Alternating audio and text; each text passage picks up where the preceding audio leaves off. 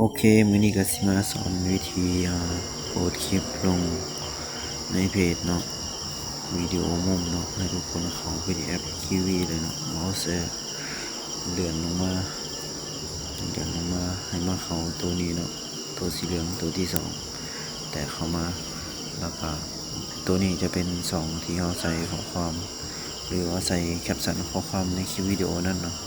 อาจจะใส่แนวใดก็ได้เนาะตามคลิปวิดีโอบ่ตามอีหยังโอเคใส่เลยเนาะ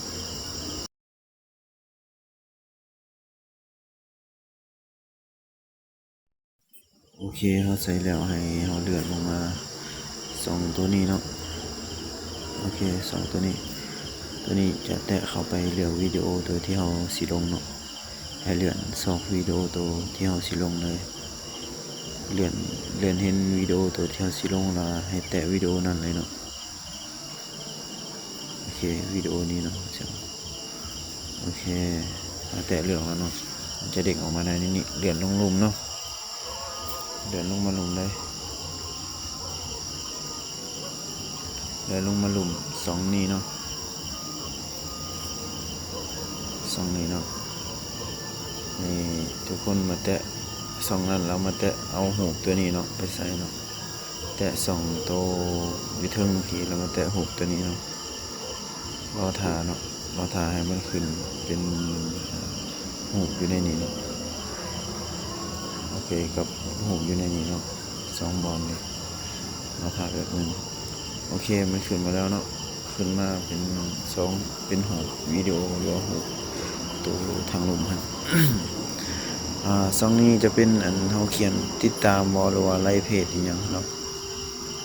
จะขึ้นอยู่ในกล่องวิดีโอเลยเนาะเบิ่งตามนี่เลยเนาะเขียนยังก็ได้ใส่เนาะให้เลื่อนลงเนาะทุกคนเนาะวันนี้เขาสิมาแตะโพสเลยเนาะมาแตะตัวสีเขียวนี่เด้อทุกคนเด้อตัวนี้โอเคเราแตะโพสแล้วก็รอถ่าให้มันขึ้นไม้ติ๊กสีเขียวเนาะรอถ่าแป๊บโอเคมันขึ้นไม้ติ๊กสีเขียวแปลว่าได้เนาะเขาไปเบิ่งอยู่ในเพจเขาเลยเนาะว่ามันได้แท้บ่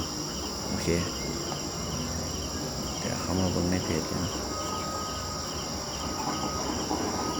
อันนี้จะเป็นเพจเขาเนาะเพจนี้หาก็สร้างใหม่เนาะโอเคเลื่อนลงมาลงเลยเนาะมาเบิ่งว่ามันได้บ่โอเคมันได้แล้วนะทุกคนเนาะ